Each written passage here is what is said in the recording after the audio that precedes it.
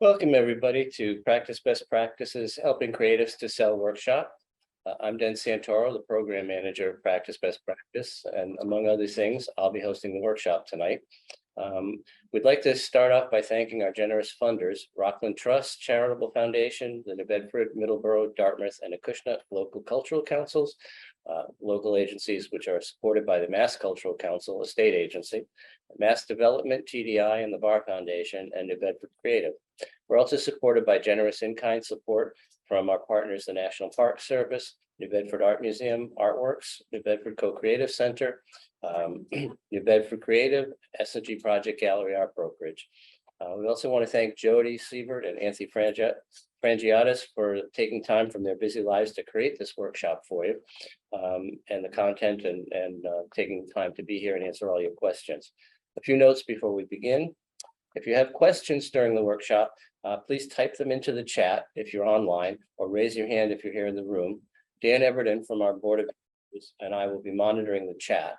When we select your question, we'll ask you to unmute or put you on camera here so that you can ask your question out loud. This will also give you the ability to ask follow-up questions if needed. If you prefer for us to read them rather than go on screen, tell us when you type your question in or ask in the room, and we'll repeat your question instead. We suggest you put your Zoom in speaker mode rather than gallery mode during the presentation. We have closed captioning available, so you can turn it on with a little CC at the bottom of your screen if you need it. We'll have a short survey online or in person, which you can take right here in the meeting, which we'll put up near the end of the session.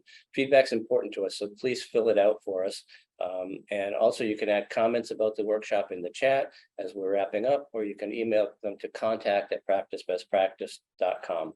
We'll also put the recording up of this workshop online at practicebestpractice.com in a few days for those who missed it or wish to review. You can also see all of our other workshops there at practicebestpractice.com. We hope you'll check them out. We hope you've liked us on Facebook and Instagram and signed up for our email list. And although our workshops are always free, they do cost to produce. So if you would like to make a tax-deductible contribution to Practice Best Practice, you can find a donate button on the top of every page of our website. Now, without further ado, let me introduce our presenters. Jody Sievert is the owner of One by One and has been using her sales and promotional skills her entire career. Anthony Frangiatis is an architect, artist, and retailer who many of you may know from our store, The Drawing Room in downtown New Bedford. We suggest you read their full bios on our website for more information, and they will fill you in a little bit more as well. So without further ado, I'm going to swing the camera to them and we will get started.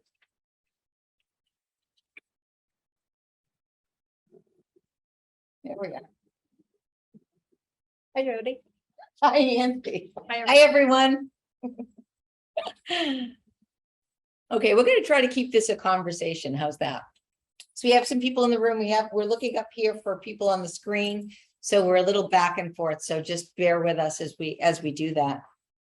So I'm glad that Anthony is here with us. That as Den said, I'm a consultant and I work with creatives to help them sell products and grow their business.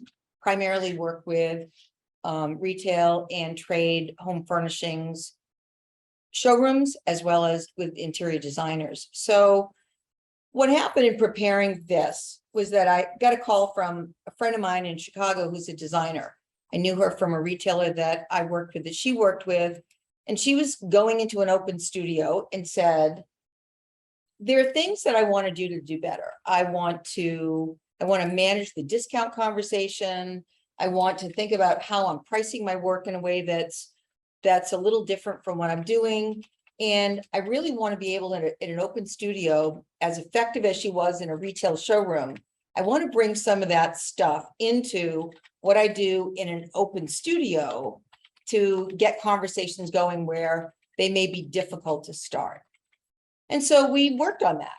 And then I'm on which board am I on with?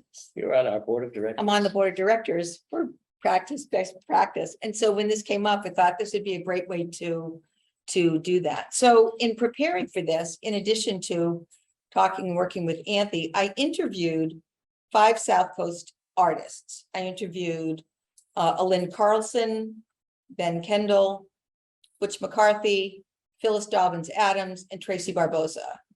Because I wanted to get a sense, and they're all different, and they do different work, and they're different and in different stages in their careers, to really get a diverse group, and they all sell art, which was important.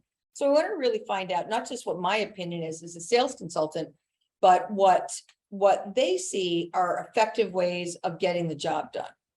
So, so I asked them questions about selling art, and they were as diverse in their answers as they are in their work. And then talk to Anthony about putting this all together. So, and when Anthony introduced herself, keep touching you, I apologize for that, to talk a little bit about what she does, because I think that her perspective is really important as a designer, as an architect, and as an artist, and as a gallery owner. So she's got the full spectrum of what we're going to talk about tonight. Thanks. Major topics that we'd like to cover, I think Jody touched on a little bit, are pricing, where you're trying to sell your art, and how to be organized about it. The pieces that we want to start with best practices in terms of 2 or 3 tips that we can offer is, one, to be strategic about where you're trying to sell your work. While the city of New Bedford and our region is very creative, I always encourage people to think about where in New Bedford they're selling their work in addition to their own studio. For instance, at the drawing room, we like to keep things unique in terms of our own mix of work that's being sold, whether it's unique in media or unique in artists. We're not looking to bring work in to sell that is at every street corner. I know we don't have Starbucks for artwork, but if you think about Starbucks being on every corner, you want to be strategic about it and regional. I have worked with Phyllis and some of the other artists that Jody has spoke to. And if you look at the galleries that represent them throughout the region, you'll find that they're as diverse as Wellfleet in Cape Cod to the east, and then also to the west. They go as far as Providence, and some of our artists go into Long Island as well. And where those galleries are located is just as important. So being strategic about where you're selling. Yes. So we're going to do these in sections, and after each section, we can take some questions after the sections rather than continuing on and taking it all at the end. So I went through areas, whether it was open studios or galleries, and pricing and discounts and different large areas that everyone commented on. But there was something else that came up first, and it speaks to what Anthony just said, which is the area of best practices. So there were 3 artists who had something really distinct about how they ran their business that they thought was their superpower. And so since those were distinct from the 5 areas, I thought I would just sort of hold them out separately. So one of the artists said that her business was really layered, that she has layers of income. She teaches classes, and she's surrounded by the paintings that she makes that they can buy. She has prints that she sells in open studios, as well as paintings, and she does interior design. So she also sells her art through interior designers, because she's also one of them. And so she will either have interior designers either sell her art to in their projects, or she may use and rent, if you will, her art for staging projects, which I thought was really distinct. And so, yeah, anything about that? And Yeah. one of the things to keep in mind when you're working with designers is designers are working directly with the end client. You may not necessarily be working with them directly. So the designer is going to end up looking to you, and what's typical for a trade discount is 20%. We kind of talked about pricing a little bit.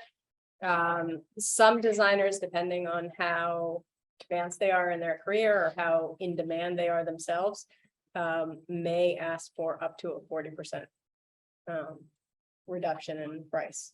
So typical trade discount is 20%. And basically what we all need to remember is everybody's trying to pay their bills, right? So if you have a piece of artwork for $1,000 and you can move it for $800 to a designer today, that's $800 in your bank account that you didn't have yesterday. And I'm not necessarily looking to undervalue people's work, but it also pricing, I think the pricing conversation comes into play in terms of who you're selling to. So if you're selling to a designer, that designer, if they like your work, they're going to be talking to multiple clients. So there's an opportunity for more repeat sales with a designer than there is an end client. So you may end up holding out for that $1,000 sale for that perfect person to walk into your studio or into somebody else's gallery to buy your perfect piece that is just completely enamored with your work. But that may not necessarily result in a repeat sale. Yeah, and I was in New York last week with What's New, What's Next, which is a design center, 200 Lex.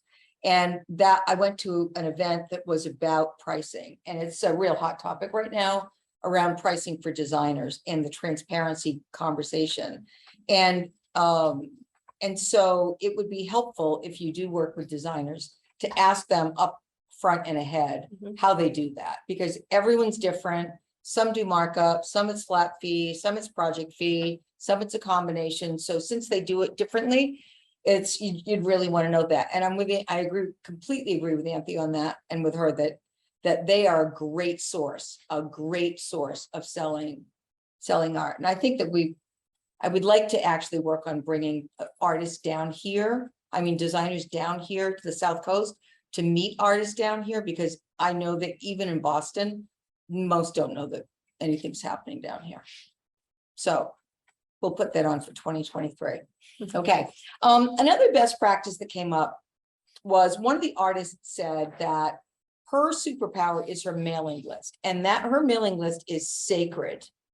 And by that, I mean that she grows it ethically, in that no one is on it who hasn't subscribed, and she doesn't give it to anyone.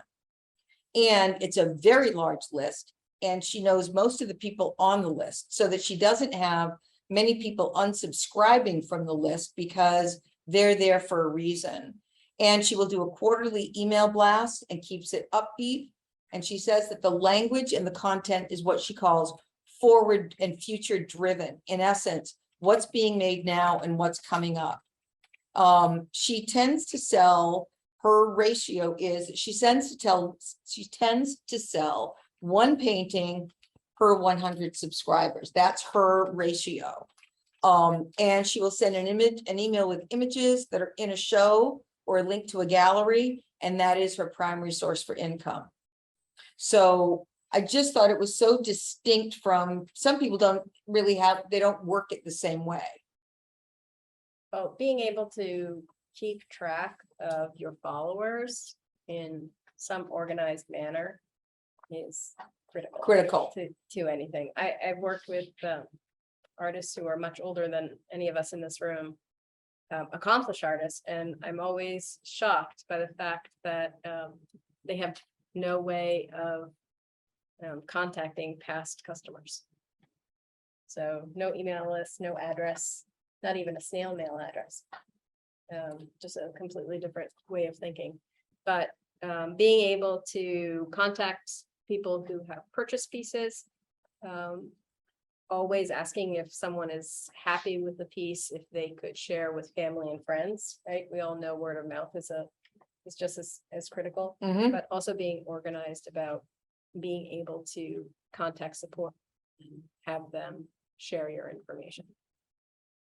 Well, and it's in the world of the blend of sales and marketing, right? That it's one of those that the email list and prospecting and networking are more marketing functions than a direct sale function that you would have in an open studio. But it's a really critical part. And if it's something that you don't have the desire to do, then I find someone to do it somehow, because it's so critical to do. in order to keep yourself visible in front of the audience that you want to serve, especially to get the ups and downs out of your business and make it up and stay up. Well, and they're really one of two ways of selling your art. One is you have to do all the work and represent yourself. Mhm. Or the other way is to find someone who's going to represent you, whether it's a gallery owner, whether it's another Representative. store, whether it's a representative. Some folks have representatives who go door to door, or designer to designer. So architecture and design offices often are visited by sales reps. That's actually one of our glass artisans from Sudbury used a sales rep, and she had the sales rep go to all the architecture and design offices firms in Boston. And we visited all of their interior design libraries. Most of them keep interior design libraries, and dropped off samples of her glass. Right. So either you're representing yourself and doing the legwork in terms of the making, the marketing, the selling, the billing, or you're looking to get help to do that. And I have And the help it has a cost, whether it's. it does have a cost. Whether you hire a sales rep at a flat fee or a per diem or an hourly rate, or you hire them on sales commission, or if you're working with a gallery, you're looking at a gallery commission. There's a cost to all of them. But your work gets out there. Exactly. So one more best practice that in the world of followers is that one of the artists is a musician. And so his database is our followers, not just of his artwork, but also music. So it spoke to one of the other artists about layering what they do. And so to have opportunities through another realm is another way of going about it. Well, and at the end of the day, people buy things from people they like. Right. So if someone's going to purchase your artwork, they either have a connection to the artwork or they have a connection to you. Very rarely do neither of those exist. Right. So other shows in addition to Open Studios, and we've talked about this, my friend Carla Little runs the Fine Furnishing Show in Providence. And Carla will always talk to us about three things. It's price point, product, and personality. So the three Ps. So if you are going to participate in an open studio, or if you are going to a show, again, trade shows or fine furnishing shows, sitting behind your work and not engaging with people doesn't help you sell your work. And if you don't have that personality, I have artist friends who many years ago didn't have that personality and have developed it now, and it's amazing to see. Find someone who does have that personality that they can engage with customers, your sister, your spouse, your neighbor, someone who knows you and knows your work, so that you're able to talk about it. Again, it's about getting help where you need it.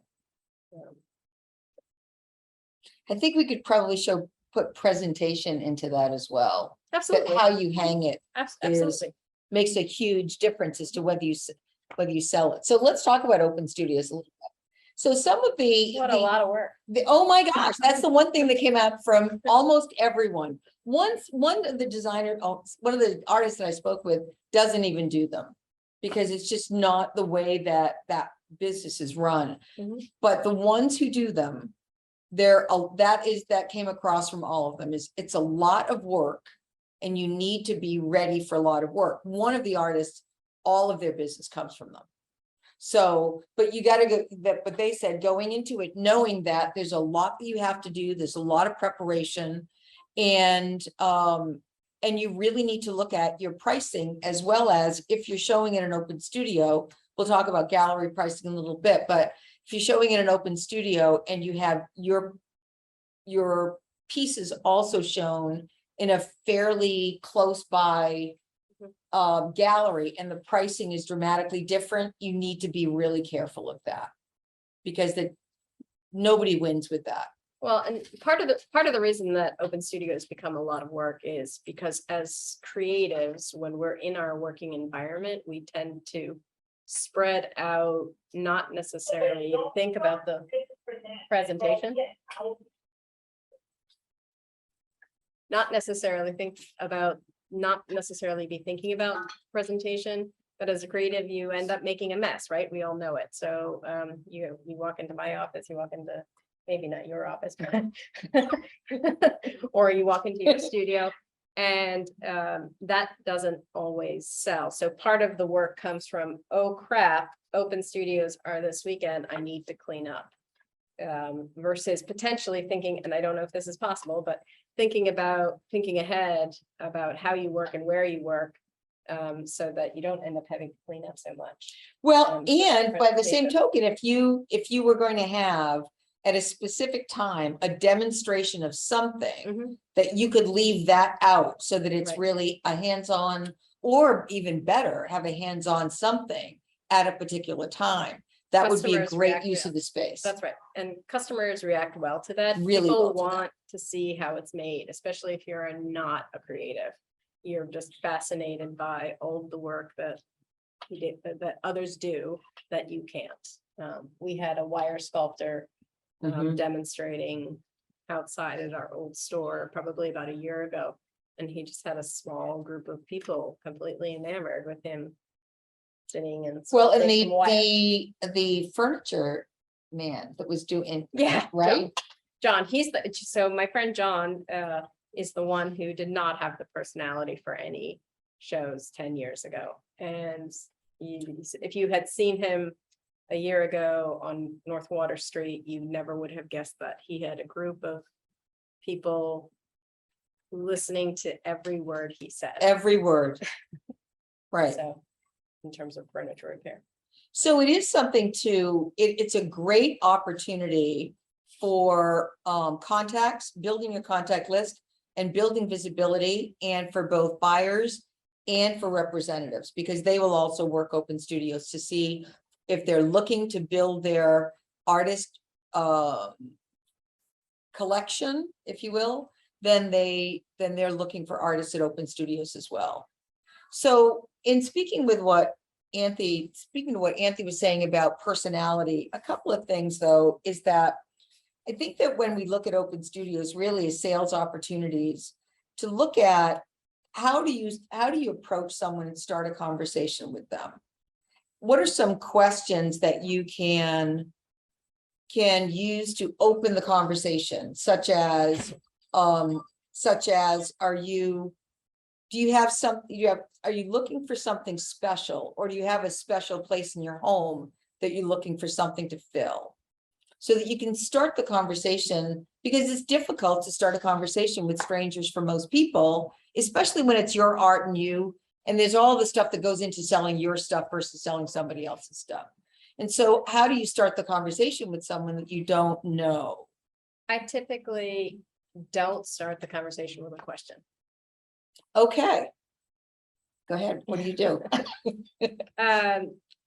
So you use your observation skills and you watch what people are drawn to. So if you're in your own studio and have your work set up, or if you're at a show, or I'm speaking about this as the shop, when a customer walks in, waiting to see what someone is drawn to and what they're looking at and what has caught their attention is my first cue. Yes.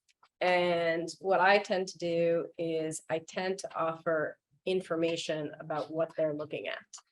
So for instance, if they are looking at a wire sculpture by Mark Holm, I will say, that's a beautiful piece. It's made by Mark Holm and he's based in Somerset. So, and wait to see if there's any kind of interaction, right? Because what you're looking for is conversation and engagement. Right. So you can engage someone into talking about something. So if I were in my own studio, and I would wait to see what charcoal drawing they might be drawn to, and I might say, oh, that's a piece I completed with a class I took with Jackie Reeves last summer at the Katuitt Art Center. Right. And I'll then, if I don't get any kind of response, I'll tell them how excited I was about taking a class with Jackie Reeves. Right. Right. That's great. So Yeah. at some point, and try to take the cue from the person who's looking at the piece, and they will tend to offer information, I find. Oh, I stopped to look at this because of X, Y, and Z, or my wife and I, or are looking for a piece for this room Yes, over our fireplace. And then you could potentially direct them to other pieces that are similar or might be of interest. Because during this process, people want a selection. So, and you may only have 4 or 5 pieces. It also opens the conversation up to potentially commissioning a piece, right? So as an artist, you might say, I don't currently have that. However, we could potentially talk about creating a piece for your space. exactly. So I Right. typically don't start with a question, others do. Exactly. I like to offer information to what they're looking at. Information about what they're looking at. We had one of the artists, Lynn said that she looks at what people fall in love with before she starts a conversation. What are they drawn to? And then that's where she'll start it from. So before we go to gallery shows, are there any questions about open studios that we want to address? We have a couple of questions from earlier when talking about designers, so. Okay. Oh, sorry. Sure. Margot, if you'd like to unmute yourself and Hi, Jody and Anthony. This is great conversation. Thank you so much. I have 2 questions. The first one is for artists who are interested in offering their art for designers, but have never done it before. Where do you start? And, I think this area has a lot of up and coming younger artists, but I would assert, based on some conversations I've had with some old, more established artists, that if you're not familiar with this field, you like, where do you start? So that's my first question. And then my second question is, if you want to explore looking into a sales rep, where do you begin? Like, is this an easily Googleable, search, or are there specific websites to start to look for reps? How about I take the first question and you take the second question? Okay. I'm going to add to the first one too. Google, it can be your friend looking for designers. It's a little more oblique. However, it does work. You can do a Google search of interior designers within a 50-mile radius of you, within a 100-mile radius of you, and create your own list. 2 professional organizations that you should look into. One is the American Society of Interior Designers. And they often, I don't know, I think our local chapter might be In Boston? Boston-based. Yes. It's in the Boston Design Center. You may be able to get information from them in terms of interior designers who belong to that professional affiliation. Interior designers are always looking for continuing education units. Correct. We talk about that. That's something that they need to keep up with their licensing. So they'll often go to a variety of workshops. So looking up CEU workshops also helps. The second professional organization is the Boston Society of Architects. They are clearly based in Boston, and they will be able to help you with a directory of designers. Looking locally. So in the Boston market, there's an association, there's a national association called IFDA, International Furniture and Design Associates. And it's an open association in that it has tradespeople as well as designers, and Boston has a very active chapter. And so I belong to that one. I spoke this summer at the Philadelphia chapter, and they're great events to go to because they're very welcoming and they're very social, and and a lot of designers in Boston, at least I would say mid-level designers, not the celeb designers in Boston, go to them. But you want to get in, and Boston Design Center often has, especially during spring and fall market weeks, Boston Design Center has events to go to, and it's a great way to meet designers. They're a little stuffy sometimes They and can a be. little snobby. But they're there. Don't let that discourage you. Right, exactly, exactly. Find the friendly face in the crowd. If you need help, Jody and I could potentially connect you with other designers as well. Yeah, and it probably is a good idea to start thinking 2023 of trying to bring designers from Boston down here, or local New England designers to the South Coast. So that would be, We'll be talking to you about. we'll talk to you about Margot. that, Margot. Yeah. The second question. And the was sales second rep. one, I don't really know and the answer to that, because I don't know any per se. I know people who represent artists through work that they do, not locally, but either through a gallery or through their framers, and have art companies, and they will also build relationships with individual artists that they do for commission works for corporate work. We may be able to draft a job description that might be helpful to folks for that. I think about it just in terms of all of the architectural sales reps that I saw in the larger firms that I worked with in terms of coming through. They were repping larger manufacturer lines, and they had multiple lines. So our fabric rep would come in and they would have several different fabric lines. So for individual artists, one of the artists who probably has most experience about this locally, and I'll call her out on this, she can tell me if I'm wrong, or she can tell you if I was wrong, is Tracy Barboza.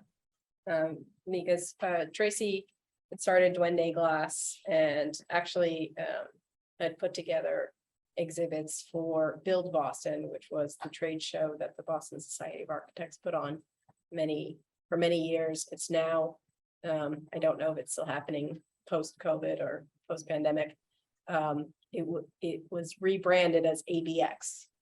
So that's a trade show that's open if you're able to put together an exhibit. Again, pricey to be on the trade floor, but it gets you in front of a lot of architects Right. and designers. Right. As does And Boston as at the Design World- Week. It's at the World Trade Center in Boston, or it was. Do we want to stay on that? Does that answer? Does that answer your the question? Margot? Or question? Yes, very much. Very helpful. Wow, Yes, thank you. that's a You're good welcome. answer. What else do we What have else do we have? then? Huh? Questions? Um, What else over there? no, Dan, or I didn't miss any questions, did I? No, you did not. Okay. I have one small one about open studios, having done a lot of them.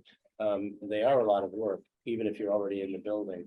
How do you feel about people who have guest artists in their studios for open studios? I think it's a great idea. So one of the things I was going to mention earlier about open studios is, should we close that? Is thinking about the audience that's going to come to your studio. So part of the work is making your studio presentable for people to come in. But part of the work is letting people know that an open studio exists. So in my mind, there is good success in numbers. So having multiple options or multiple people. So Hatch Street is an excellent example. So Hatch Street, when they have open studios, I can go there and I know that there are going to be numerous artists available in their studios and showing. So it's a bigger event to promote. And it gives me as a customer more reason to want to go. Same thing with South Coast Right. Open Studio Right. Tour, same thing with the art drive. There is strength in numbers. Trying to sell your work by yourself as an island is way more work than it needs to be. But being thoughtful about who you align yourself with. So you don't want to, if you're a furniture maker, let's call this, if you're a traditional furniture maker, you may not necessarily want to invite another traditional furniture maker. Right, However, if you're a traditional furniture maker, you might want to invite your colleague who does contemporary furniture design, if you want to keep it within the furniture family.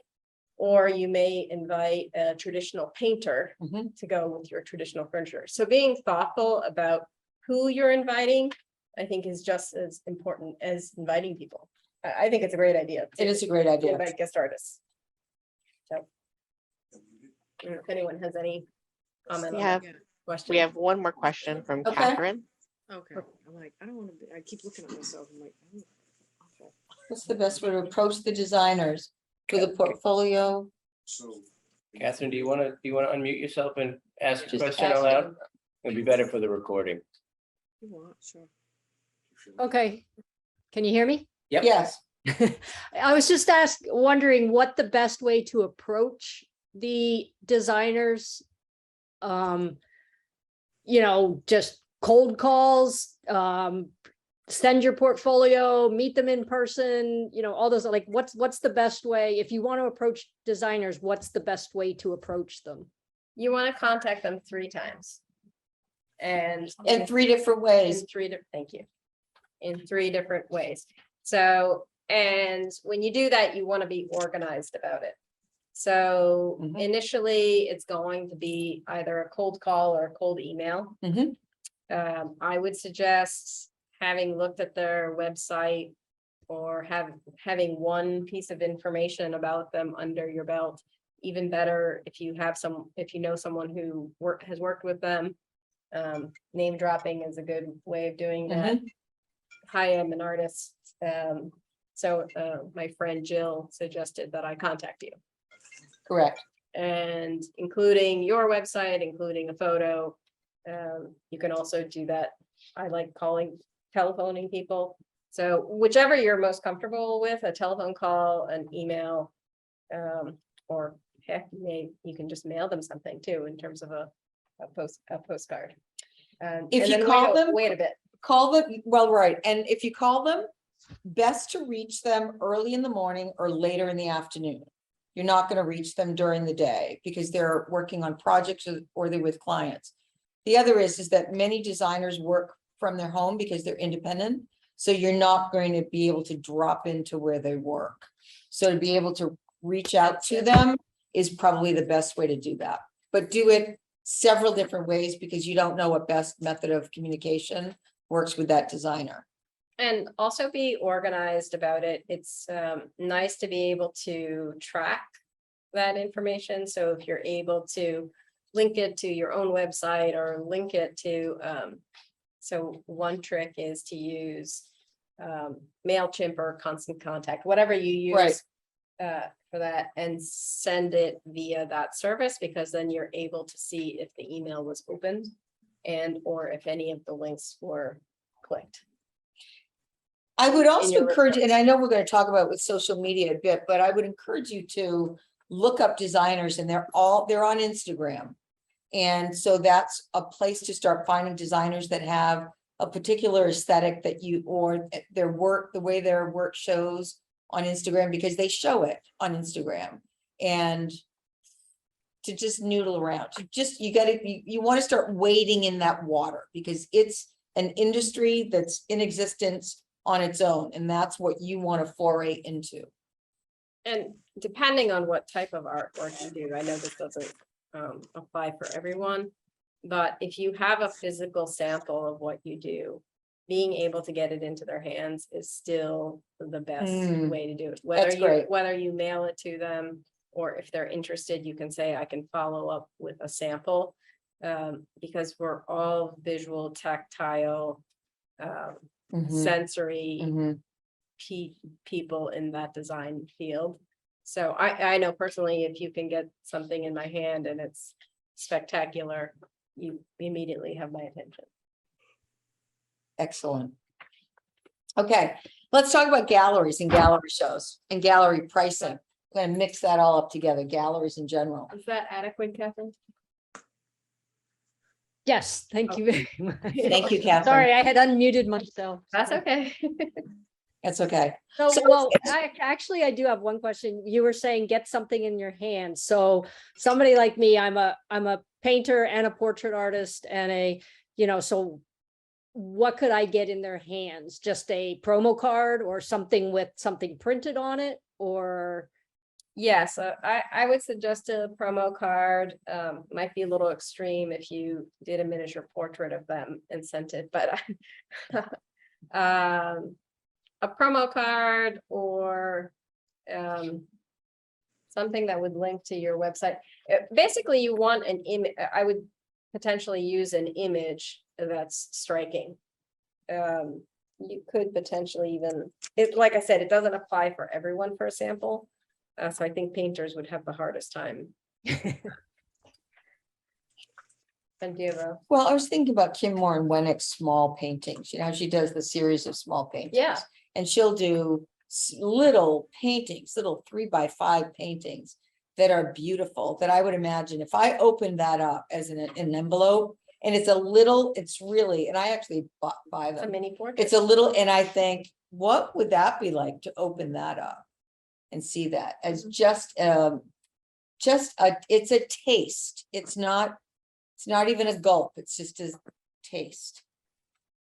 All you want to do is get their attention so that either when you call them again, they'll recognize you, or that they will take some action and reach out back out to you. It's a, Okay. Yeah, Right, it's a and or, hook. yeah, and or thinking about, if you do mail something, you might, instead of choosing to write a note on paper, you write a note on canvas if you're a painter. well, that's a great idea. Just being thoughtful. Get their attention. And also I'm a big advocate still of snail mail, because I don't think we get enough of it anymore. And I like the time lapse that occurs between like having to mail it and then potentially getting a response. So, and then the act of opening it.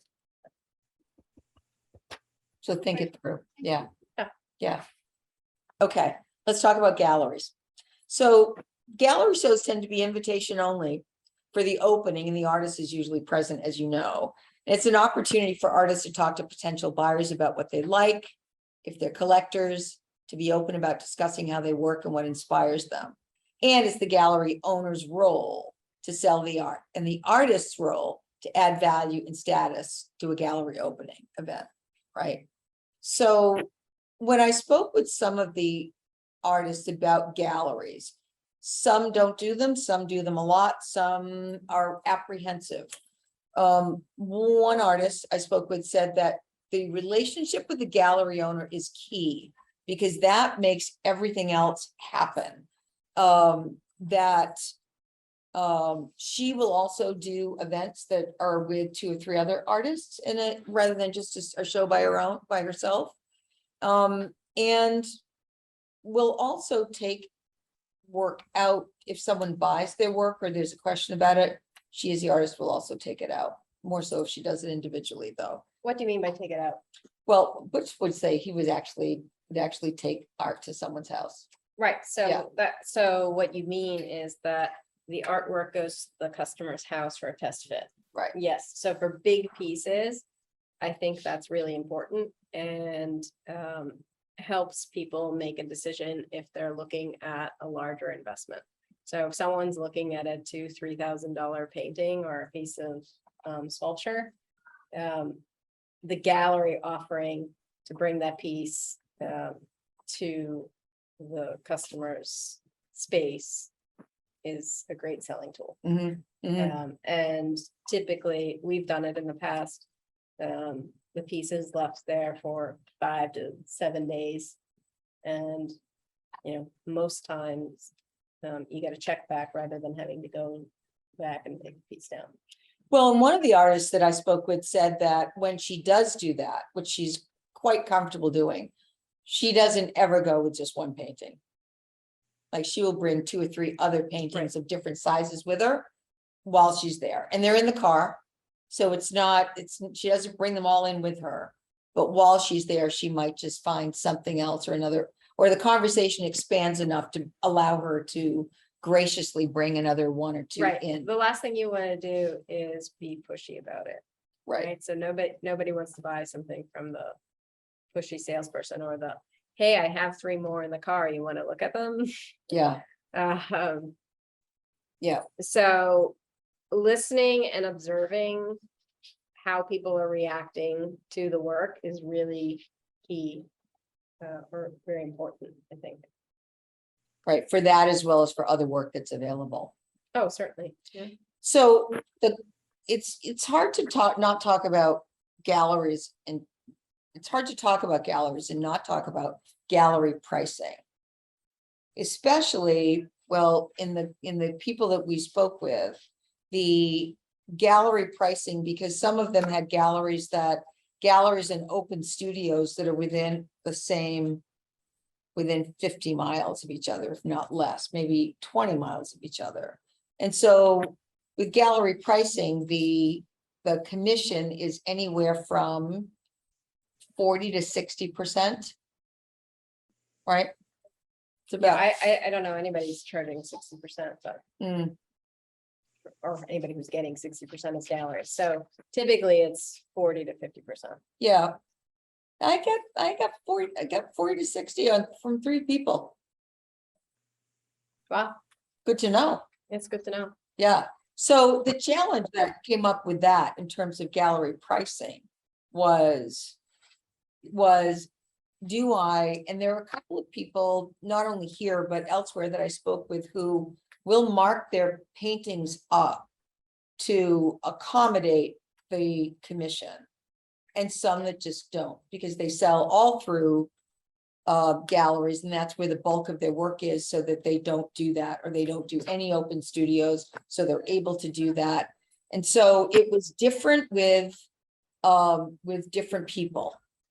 But they had to be very careful when working with galleries, because they do open studios, and they wanted to price accordingly. And they wanted to sell the art. They didn't just want it to hang there. They wanted to actually sell it. So it raised a lot of conversation about how to do that ethically, how to do that so that it's not confusing to people who are considering it, as well as how to not give it all away, how to price it accordingly.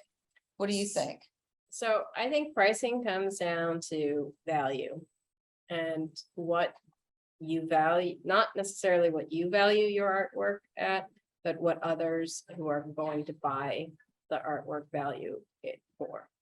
And I'm a big advocate of, if the piece is worth $500 at the drawing room, the piece is worth $500 at your studio. Mhm. And whoever does the work to sell that piece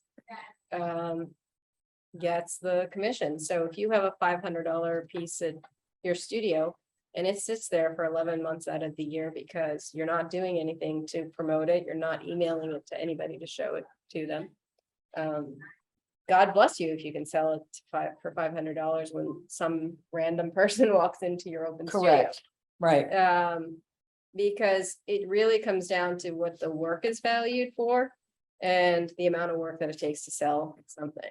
So the piece to think about when you're working with a gallery or a store owner is that if that entity is taking on your piece and wants to represent you and your artwork, they're going to put a significant amount of effort into selling your work And marketing your work. and marketing your work. So they're going to add it to their website. They're going to train their staff to talk about your artwork Correct. when you're not there. So you can be out living your life or creating more work, but someone in the background is actually talking about it. So I'm a big advocate for, if the piece is $500, the piece is $500. Right.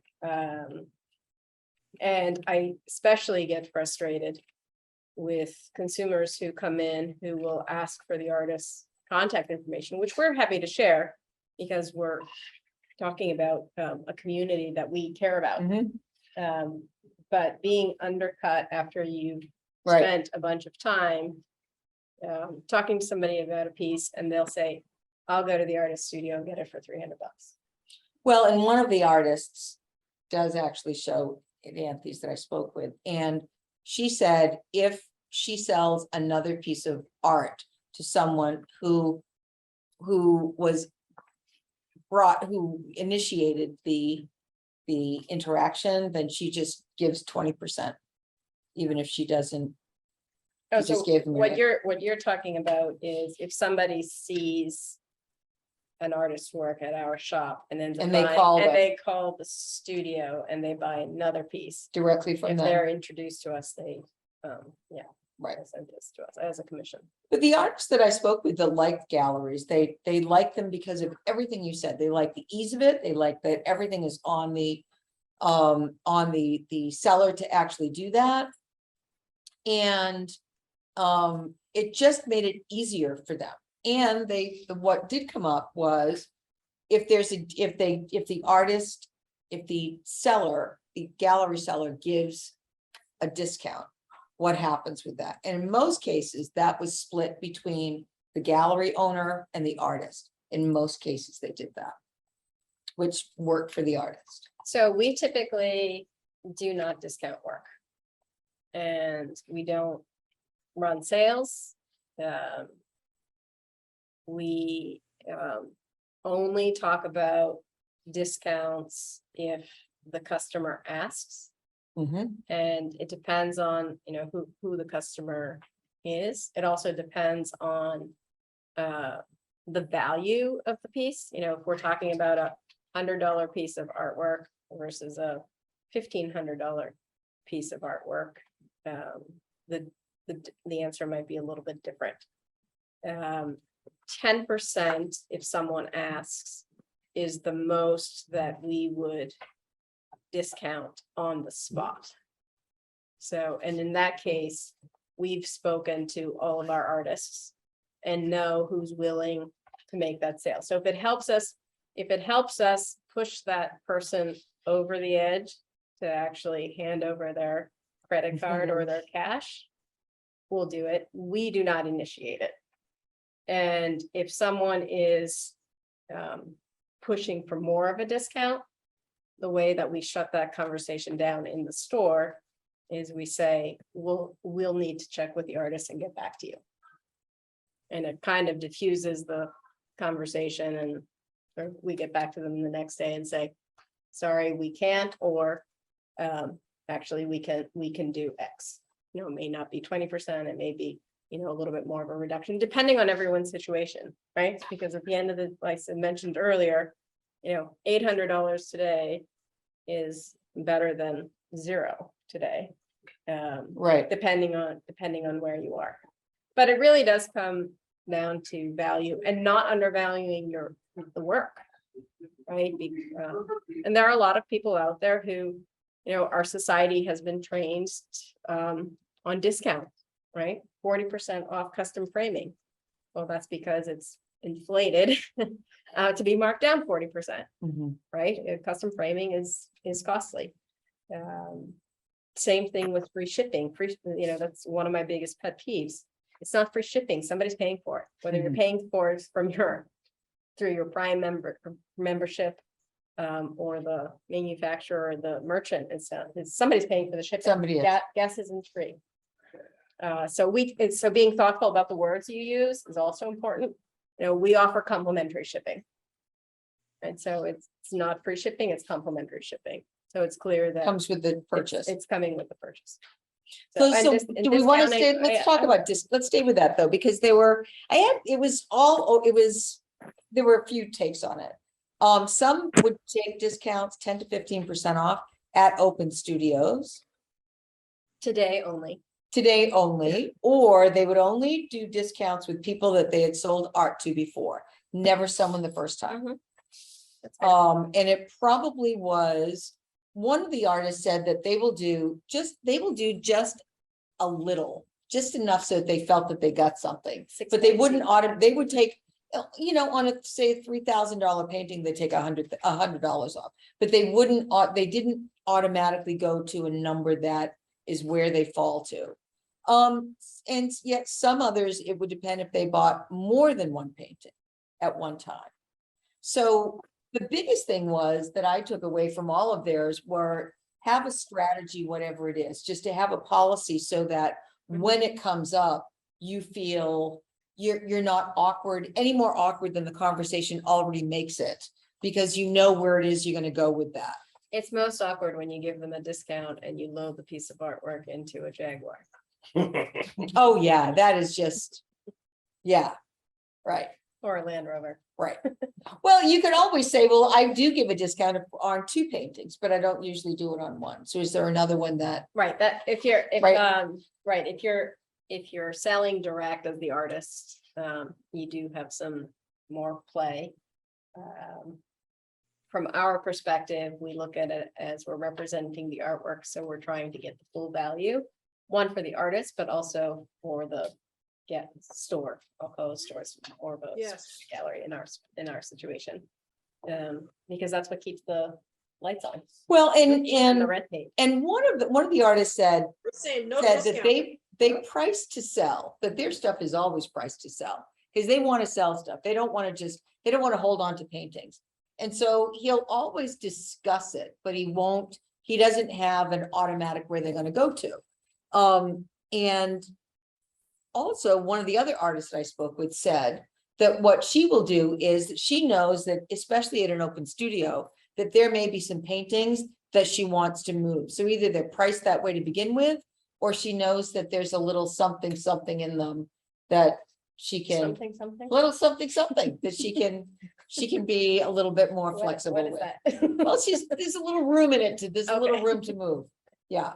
So were there any things about discounts that anyone, because we can talk a little bit more about pricing itself. But did anyone want to talk any more about discounts? I can't see I'm it. just gonna add in Okay. then that, when I was running the gallery, Mhm. we had discount, levels built into our contracts, and we also had after commissions built into our contracts. Mhm. So that if someone was introduced to an artist Mhm. at our space. Yes. For the next year, if somebody came directly to them, it was, they were obligated to contact us and Mhm. provide some commission on that sale as Mhm. well. And no one balked at that because No. we were increasing their sales if that happened. That's Correct. exactly right. So I like to tell people, the goal is to sell your work. Yeah. Right, so the goal is not for it to sit around and look beautiful in the gallery, in the store, in your studio. If you're trying to make a profession as an artist, goal is to sell it. Correct. And to move it. And, in terms of moving things around to different galleries from your studio to a gallery to a different gallery in different regions, just increases your exposure. And also, whether it's on your own website or other websites, that also increases your exposure, because the more eyes that you can put on it, the better the chance it is to sell. I mean, I know just from having things in the storefront, we'll have a few paintings or a few pieces in the storefront, and they get moved for one of 2 reasons. A, they've sold, or B, we've just moved them. Right. And next thing you know, people are walking in going, the painting that was in the window, where did it go? Did somebody buy it? And Right. people will enjoy it, or they'll, as long as they can see it. And then all of a sudden, if it's gone and they were serious about it, they'll be walking in and buying it. Oh, it's back here, or, oh, I'm sorry, it found another home, but we have some other pieces that look Yes. like it. Yes. And I have to say, I'm very much with you that pricing is pricing and discounts should be largely avoided unless it's the only way to make a sale. Right. But also the amount that you're willing to discount should be upfront. It should be a conversation you have Right. before you put stuff in a store. or a Exactly. gallery. Yeah, or Exactly. and some Or in an open studio. and we respect artists who say absolutely not. You can take 10% off. There have been other artists who have said, you can take 10% off, but take it out of your commission, don't take it out of mine. Right. Right. And the other thing we So- don't want to do is devalue art. That's right. Well, let's talk about pricing then. Okay. Well, But there's some Oh, questions. we have some we do questions. have some questions, yes. I'll be asking on behalf of Farah. She asks, do you think we should be giving discounts for the upcoming holiday season, or are there any special approaches we should think about for discounts? I'm with Anthony on this. I'm of the mind that don't to avoid discounting if you have to. Just avoid it. There may be some things that you create and price for an event, for an occasion, for an event, for a season, and to price appropriately for what that is and what you've put into it. And so I would probably go that route before I go the route of discount. Would you? yes, I would not discount for the holidays. That's the time of year when people are spending money. If you're thinking about holiday pricing, think about creating pieces at different price points. So instead of offering all $500 pieces of art, make sure that you have some pieces that you can sell for $50, some pieces that you can sell for $100, some pieces that you could sell for $200, and then your special pieces. If you are going to run a discount, I would not suggest doing it at the holidays. That's when people are spending money and they expect to spend money. Try doing it at a different time of year when your sales are slower. Right, so think about the months that you may not necessarily have sales coming in, and that might be a time to potentially discount. But in general, I would avoid discounting. What I would focus on is creating smaller pieces that might sell more quickly at an open studio. So, you know, I think about it, an average transaction for us is $100. You know, that varies day to day. But most people who are coming into an art and design shop or a handcrafted space, or who are going to open studios, have their heads around the fact that I'm buying a one-of-a-kind handmade piece that I can't buy at Target. So they're not necessarily coming in with a mentality that they're going to get something for $9.99. Right, and we've talked about open studios and when people come in and that there's a number that they have in mind.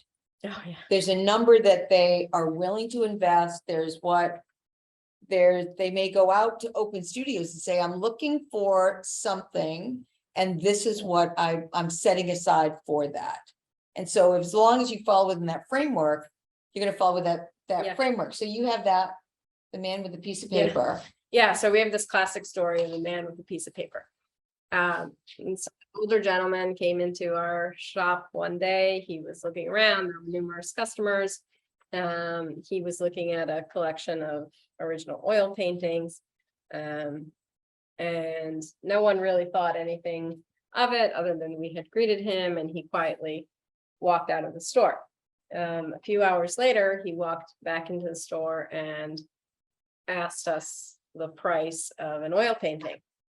And we gave him the price and he said, I'll take it.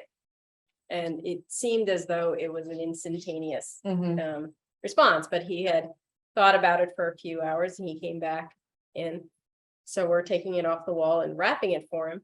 And as I was wrapping it for him, he opened up his hand and he had this little piece of paper with a number on it.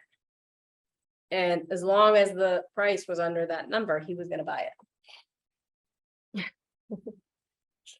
So I think, yeah, yes. Right. I think his number was $900. So when I told him $875 for the oil painting, I'll take it. Yes, the man with the piece of paper. Yes, yeah. So one of the artists that I spoke with said that he will look at his art and say, I would pay this for that. But he just, what would he pay for it? Or to look at it as someone else I spoke with said that it's by the inch. That people look at spending larger amounts for larger paintings than they would for something smaller. Someone else that I spoke with said that she would look at it and her formula was to set an hourly rate for how much it went into and then triple it. She said, because some of that is great. She said, but it's high. And she personally tends to keep her artwork at the high level. She said, I would rather sell fewer items every year at a certain, because that's the kind of work that she does. So everyone's different, but to be able to, you're actually really good at looking at something and thinking what it would sell for, as well as what the artist wants for it. I try to be, I mean, because Yeah. people ask me about pricing all the time, and I certainly am not an expert. I will say that I find it to be a multi-pronged approach. So size might be one consideration. Level of skill might be another consideration, just in terms of technical skill. Mhm. Another consideration might be the materials from which it's made. Mhm. Time to me is a little. I don't consider the amount of time. Time is least valuable to me. Well, it's Um, different for different people, right? it is Because some different may for- have, some people may Right. have several paintings at the same time that are going. Yep. Right, Um, and yet, one of the artists said, for that artist, that so much of it was thinking about it before anything even touched anything else. The work of thinking Right. about it. So at the end of the day, it's a value proposition. Mhm. So getting the person to be able to part with their dollars for the artwork is not about you or me. It's about the person who's holding Correct. the dollars. Right. Right, so I do tend to go with a gut check of what would I do collect art. What would I pay for a piece that I'm absolutely enamored with? Mhm. Kind of like the piece of paper in the Right, in the hand. But that has to happen for the person who's looking at it, for the person who has to actually part with the dollars. So I do think it's tricky. It's not, I mean, it's not rocket science. And one of the things that we do often is we test it. You know, you want to try to sell this painting for $5,000, let's do it. We'll tag it at $5,000, talk it up, and see if it's still sitting here in Right. 2 months, 3 Right. months. You know, test it against, the amount of people who have seen it, test it against, whether it's gone out in email blasts, and then we can revisit it. Mhm.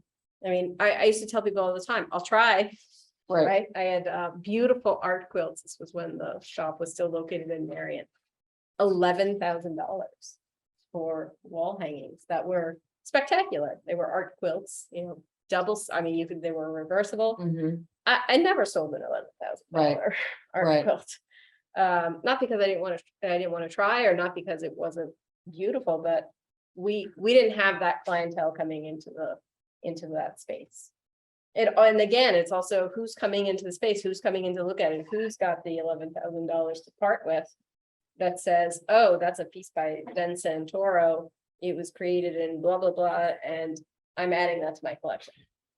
Well, one of the artists that I spoke with said that when art gets over $10,000, it's been her experience that someone brings an expert in to evaluate the painting. Mhm. It goes beyond just a collector or someone likes something. Mhm.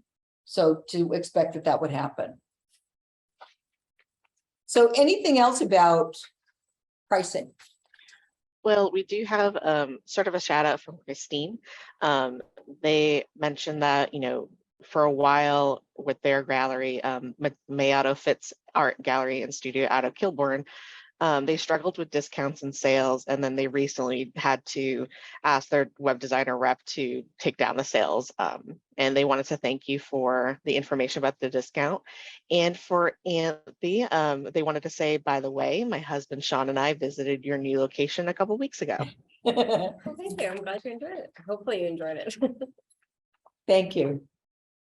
That's great. Next part is on commission pieces. We have a couple of topics We're out left. of time. Commission pieces. So, how to price them, how to discuss pricing with clients about specific items. And the everyone that I spoke with did, except for one person, will do commission pieces. What they found was that how they do it, it might be a little bit different. So that, one will price them as the other works are priced. One said that what they would do is that they would either take a deposit on it and talk to the client about what it is that they wanted it to be, to include, or it might be similar to something else that they've seen elsewhere. But one artist liked the client involvement, although it got a little bit, there was a lot of it. It's very stressful. And another said that they didn't want any, so that they they didn't take a contract on it, they didn't take a deposit on it, and if the client didn't like it, they kept it and sold it. So they were all over the board on that because it was something that everyone were, except for one, were okay with getting commission pieces. And it would often be because they saw something that they liked that it sold. And they wanted something like that, and one of the artists had, she might find when she does a series of things that if they like that one, this one might satisfy what they were looking for, so that it didn't have to be a commission piece, but that they could do it another way. What have you found? Commission pieces are very stressful. Hmm. I have stayed, so I allow the artist to manage a commission piece. So my role in that, from the drawing room perspective, or anyone who works for me, is that we may introduce you to a particular artist and provide you with their contact information. But if they're looking for a commission piece, they're working directly with the artist. Correct. And what we do is we have a different commission structure, as Den mentioned earlier, for that. So if, I send a customer to you and you create a new piece of work for them, you're giving the drawing room 10% as a referral.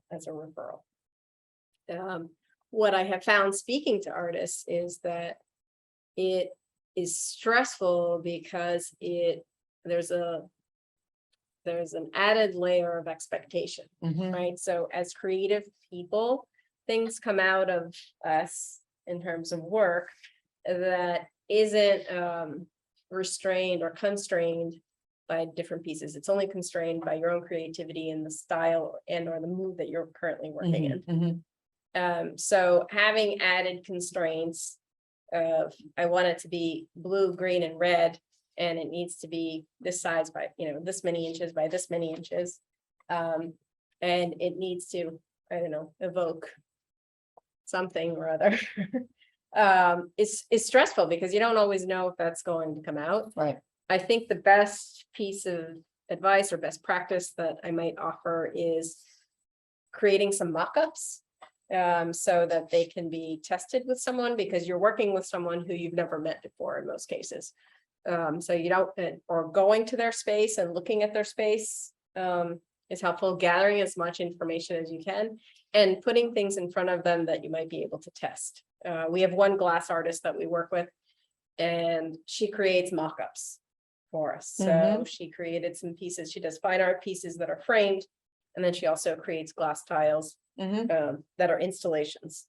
So she's created black backsplash tiles for us. So people will buy, nice subway tile and then have accent pieces that are unique. So in that process, she's making a strike off, right? Or Sure. a mock-up of a tile.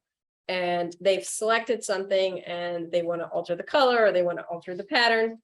She shows it to them, and this is a prime example. She showed it to them in gold. They said, oh, we don't like the gold. Can we change it to silver? Mhm. So rather than having made all the pieces and find out that at the end of the day, they Mhm. really preferred silver instead of gold. Well, a couple of people So- that I spoke with, So getting There- some there's were approvals for along the way. and they had repeat people. So that Mhm. their commission pieces came from people who had already purchased other work of theirs. And so one, it was, we'll just talk about the colors, or if there are elements that they want included in the piece, then let's talk about that ahead of time, but it's pretty much hands off after that. Someone else said that they didn't do any commission pieces because there was too much involvement and they didn't Right, like it. yeah, to make And pressure. it was too stressful Well, and just didn't want to do it. And being able to say, I don't think my work is a good fit is, Right. not a bad thing to be Right. able to say. It's not worth the anxiety. No, So, right. but I do think having some steps along the way, especially if it's a big piece of approval or buy-in or check this out, checking in. We had a custom sofa built one time.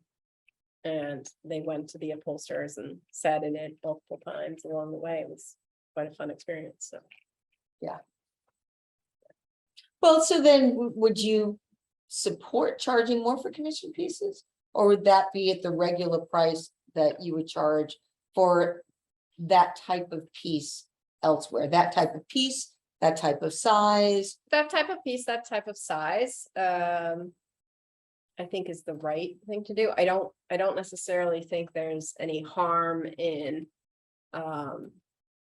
adding a few points to the price for the specialized service, or especially if you're being asked to do something that's out of your not necessarily wheelhouse, but out of your comfort zone. Mhm.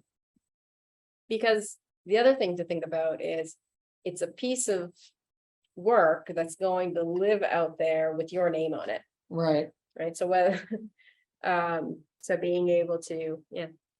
So I don't necessarily think there's a bad thing about increasing the price. I mean, I wouldn't suggest doubling it. No, but I think Yeah, that's what increasing it, given the amount of time and attention and hand. Well, increasing it and also, and hand holding, and also if you're doing a referral commission to someone who's introduced you want to build that in too. And you don't necessarily want to, again, this is sort of talking about the value earlier, the price is the price, right? Right. So who you pay behind the scenes isn't necessarily the end user's business. Exactly. Right? So if I'm paying Yeah. 10%, I'm not going to tell you I'm paying Right. 10% Right. because they're going to say, hey, just take 10% off and cut him out of the deal. It's like, I value that relationship more than I value this relationship because this is transactional. That's right. But with Den or someone who I'm working with on a regular basis, he's going to bring me more business than you might Yes. than this. Absolutely. So I'm not cutting out my colleagues for you to save a buck, especially when you're driving a Land Rover. Exactly, that too. Do we have any questions on commission pieces before we move to online selling and websites? Yes. If you have questions, type them into the chat. And I will be passing them along, or raise your hand and we'll unmute you and you can ask the question out loud.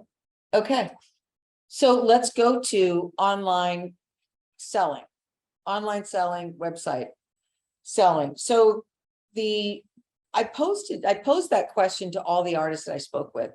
And one artist sells most of his work online, has 3 websites, a couple of Facebook pages and an Instagram page, and does a lot of it that way. And some didn't have no social media presence pretty much at all. And so it's really out there and it's different. A couple of the artists that I spoke with though are using if they are using social media, they're starting to use, what's the name of it? One was called art rooms, so that you can actually show your art in a room. And he found that it sells better that way.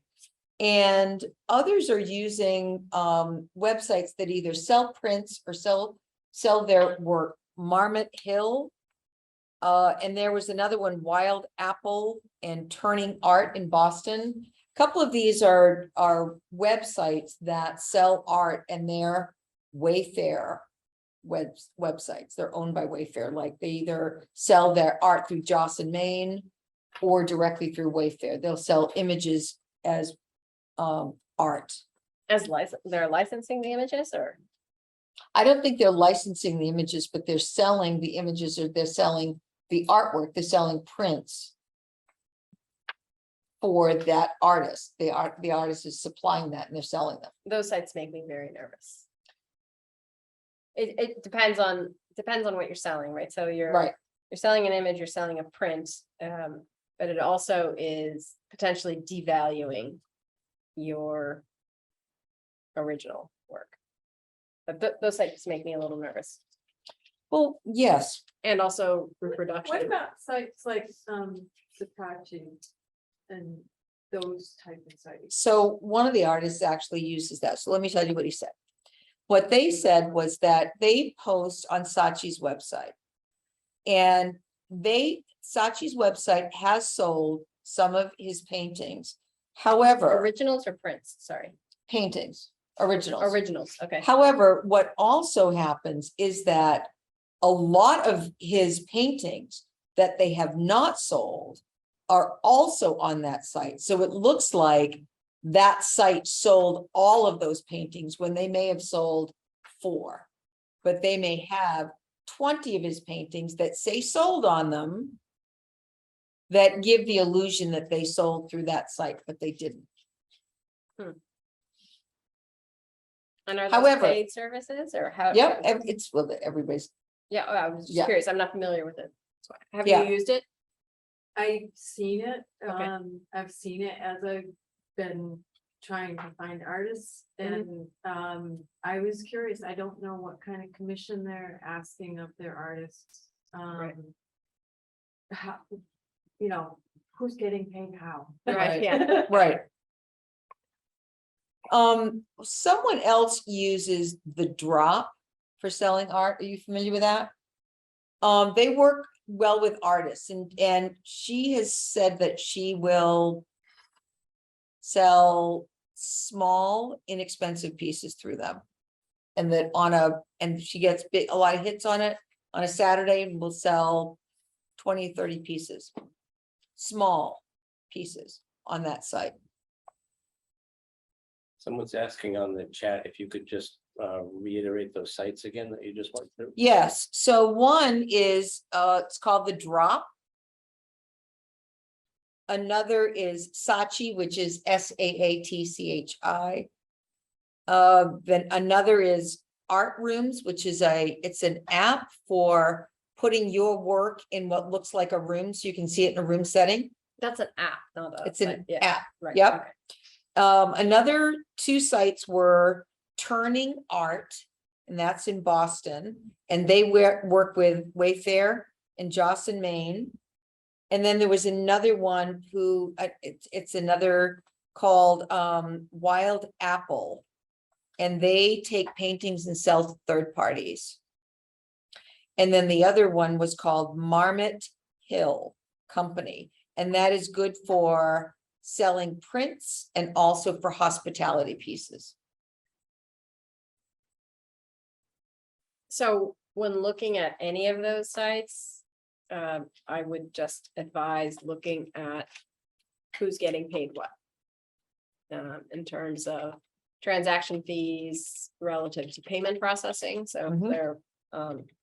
they're selling the piece via a credit card transaction online, you're more than likely paying the transaction fee for them.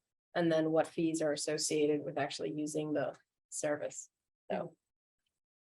Yes, And copyright protection. And copyright copyright, yeah, protection. that makes me nervous about all of those. I have not used them. I'm not suggesting that they're not ethical, but certainly something to look into and something that's, you may be producing a piece that you want to commercially print a 1,000 and it's not that important to you but maybe getting a license for that image is important to you so that you have residual income, another income stream. Also with photography particularly. Right. The web and social media can be very tricky for you. oh my gosh, right, And for stealing. right. Yeah. Well, that's So what, that's- designers are up against that a lot.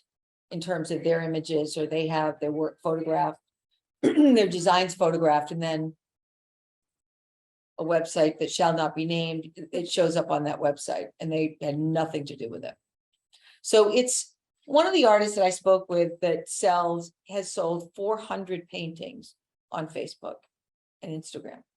So, and a lot of that kudos to them. A lot of that goes back to who's you're following, right? So you have to build a following of people who are watching their Facebook feed, who are watching their Instagram feed, and doing things that you love outside of art. For instance, the music we talked about, Right, or being involved in the community, or being involved in other parts of the world or other parts of living, I think are quite important rather than just scrolling away in your studio making art. yeah, for sure. Because like I mentioned earlier, people buy from people they like. Well, and that came up early with people they wanna support. the open studios. That a couple of the artists said that they like the open studios just so that they could be in the presence of other artists and know what other people are doing, and would send people to other artists that they knew that they would like their work. So it really does take a village. And and the South Coast is actually pretty great about artists supporting other artists, which here we are, for sure, right? Right. Yeah. So I think one of the things about online selling is to have that be part of your overall business plan. And I know that seems, this is practice best practice, right? And so it's, do you have a marketing strategy? Do you have a selling strategy? Do you have an online presence strategy? Do you have a website that actually has your images that drives people to you? That is there a way of, are you really that kind of visible and to the people that you want to be? Well, and do you have selling a to? story? And what And is do the you have a story there? Well, there's that, right? Well, having the narrative to go with the work, I think is just as important as having the work. And Absolutely right. one way to help sell your work is being organized about that. So having a description for each piece of artwork, even if it's, the basics are the size and the materials that have been used. But having a short, punchy marketing description is helpful. Having an elevator pitch, either for your work as your body of work, or each piece, because those funny things stick with people. They do. They do. They do. Okay, do we have any other questions? We do. Stephanie, would you unmute yourself and ask? Hi, everyone. Hi, Stephanie. Thank you so much for this. This is wonderful, by the way. I own a collaborative gallery space in Fall River, and we have about 30 plus artists that are renting space. So they rent a space to have their art shown in the gallery, sold by the gallery. Their rent also allows them use of workshop space and my studio area. We're currently developing our website right now, and there's been some talk between us and our website developer about whether we should charge our vendors, our artists, an additional fee to be featured on our website, and or to have things actually for e-commerce on the website. Would that be common to charge my artist vendors an extra fee to be featured on my website, as well as all the other things they're getting for their rent, I guess is my question. Well, can I ask a question before answering that?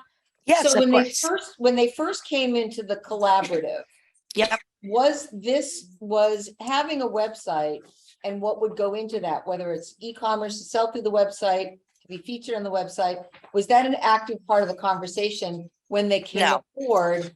It was not. Not at So, all. No. do they know that this is happening? Well, so here's the thing. We had a location in one area that was very small, and we're currently moving to a new location. So I am currently in the process of, the new vendors are signing contracts. They're sending me first and last month's rent.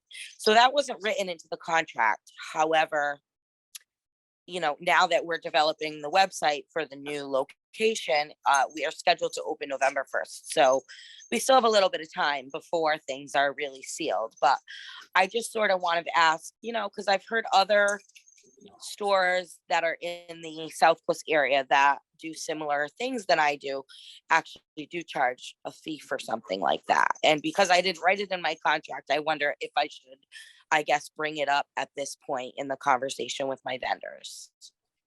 I think I should, but how do I approach it, I guess, is the best way to say that. Well, it's a new service, and it wasn't part of the service that they signed on to originally, right? So since it's a new service, and they don't have to sign on to it now, correct? So it's an option. It's optional, correct? It's optional, right? And so moving forward, if someone new were to come in, it might be part of what you offer them when they're coming in, if it's already in place versus for someone who wasn't in place. So if you have those two things together, right, those are in place, then, and that they relate to each other so that it's fair. Right, so that it's fair that if someone new coming in for the same amount of square footage and a website presence would be charged this, then whatever you're asking for as an option to be on the website, as long as they're in the ballpark, I think it's fair. What do you think? I think the only way to measure it is the amount of sales that that artist makes in the collaborative. So as an Mhm. artist, if I had work in your collaborative and I was being charged rent and I was being charged for X, Y, and Z, whatever, commission, website, feature things, I would make the decision based on how many paintings or how many sculptures am I selling through your collaborative? Because if I'm paying, for lack of a better word, overhead, right? I'm Correct. contributing to the rent. I'm assuming that's in lieu of a commission. I don't know what your particular setup is, but I would be looking at how much I'm selling in that particular space before I made a decision. Well, let me ask another question too, in that same vein, that whatever you're charging them monthly, does that include whatever marketing you would be doing as the collaborative owner? Yes, absolutely.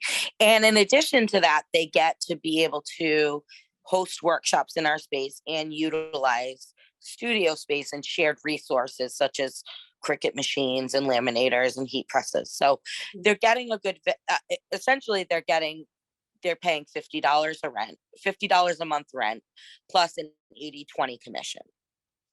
So I'm curious, like, would I say like for an extra $25 a month rent, you can be featured on our website, and then, e-commerce, I guess we would take a percentage of that. But I just didn't know if that was sort of a common practice, or if that, if anyone else had encountered something like that, I guess.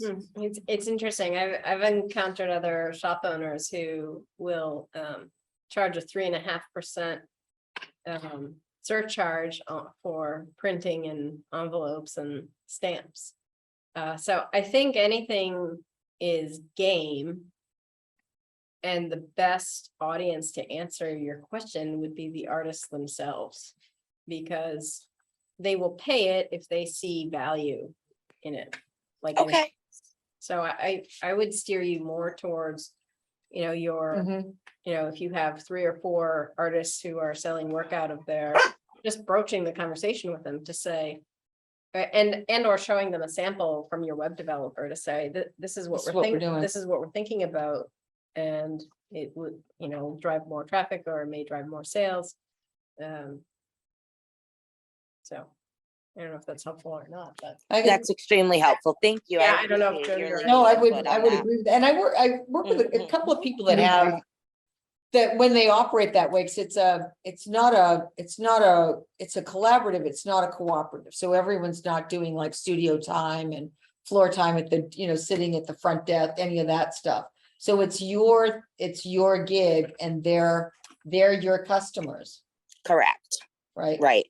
I'm there running the show. I sell the pieces, I market the pieces and all of that. So that's essentially, included in what.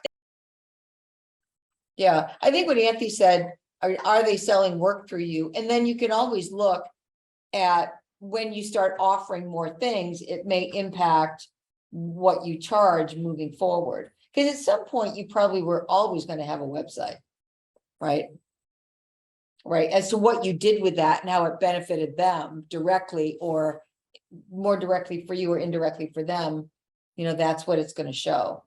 Right. And that's sort of what I'm curious about. Yeah. Right. So I guess it would be a good conversation to have with With my them. people, but I appreciate the insight on it, because I'm really, I was very curious about how that works in. So thank Yeah. you.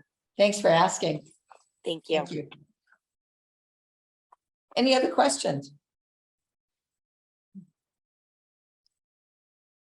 Nobody's got anything? You're more than welcome to pop up and ask, or type it in, and we'll present it. Do you have more material for the? No, I think that's it. I think for my wrap it up was really developing an overall sales and marketing plan for you that works for you, different from everyone else. People do things differently. What works for you, where you're at this point in your life, and how, if this is the full-time gig for you, or if it's part-time, or what it means for you. And so I think that there are a lot of things that, that go into pricing it, selling it, doing it, living it, that are different for different people. And in putting this together, that was my intention, was to give you some variety so that you know what people do differently, to find some ways that, you know, one from column A, one from column B that work for you. And let me just say, we have launched the poll, so we would appreciate it if you would take a minute and fill out the poll. It's there right online. It's interactive. Okay, And anything you want to feedback- say to wrap it up? And feedback really helps us, so we appreciate that. One question, actually. Oh, I stepped out for a minute, so maybe you covered this, but, yeah, if you're interested in selling your work, like through some of these online resellers and so. What do you do to sort of protect your work? Are you copywriting it somehow, or, how do you, what do you do to take measures so that if you find that it's being copied somewhere, you can take action on it? I haven't had any experience with that. I was hoping you might, as a photographer. yeah, I have a little. It's a hard question. Anything you make is copyrighted already automatically. But you can, if you want, register your copyright as well. That makes a difference, but only a small difference. The important thing is to make sure that anything you put on the web has a full set of EXIF information in the background. You want to make sure it's got your copyright listed, it's got information about you, it's got information about the work. And you may need to go into a photo editor to get to all of the EXIF information, but fill it all out. Then also name the file in a way that makes it clear it's you and it's yours. Did you watermark or anything like that? I watermark because it's photography. You may or may not watermark depending on whether it is damaging to your piece. That's a personal judgment. But watermarking is not a bad idea. If you do watermark, then you say that the original is not watermarked. Because some people will think that's your signature if it's a painting or something. So you want to make sure that, that people recognize the difference. And you also occasionally want to do a Google search of your image. You put your image up and say, is this out there? And you should Oh, only that's find it, and you should only find it where you put it. Right. Right. Wow. I haven't gotten involved in any patents or anything like that, but back in the 90s, I had created something that I wanted to patent or copyright in some way. And I was given the advice to mail it to myself with a notarized copy inside and not open the package, because the mailing it to yourself automatically dates it on your postmarked. I don't know whether that's It's legal. legit in this day and age. But It's a certainly- hippie, it's a hippie it's way an of old school- copywriting, Yeah. really, but What we have. it works though. Yeah. To be able to say that you created this in 1992. It's gotten a lot simpler to register your copyright too. You can simply go online and do it. And make sure you're using a legit copyright registration. The best thing is to go to the Copyright Office and work from there. Right. But Right. But you only need that. I mean, anything you create and sign, whether you sign it on the back, the front, by EXIF information, whatever, it's yours. It's copywritten. That's just the nature of copyright law. And just, Excellent. yeah, I'm not sure if some people know what that EXIF information is on. Yeah. Images all have EXIF information, which is information that is stored with the file. That says things like when it was created, when it was edited, who created it. A lot of these are things you have to fill in. Captions, descriptions, the name of the piece. If you go into any photo viewer, Preview or Photoshop or any photo viewer, you can go to a tool and see all the EXIF information. And if you need to edit it, you can edit it. As long as you own the image. I'm not sure how easily that stuff can be stripped out, but it's there, at least when you take it. It's not impossible, but it's not first off, most people wouldn't think to do it. Mhm. Mhm.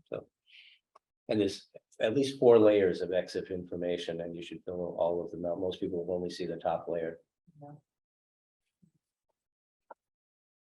Okay, All right.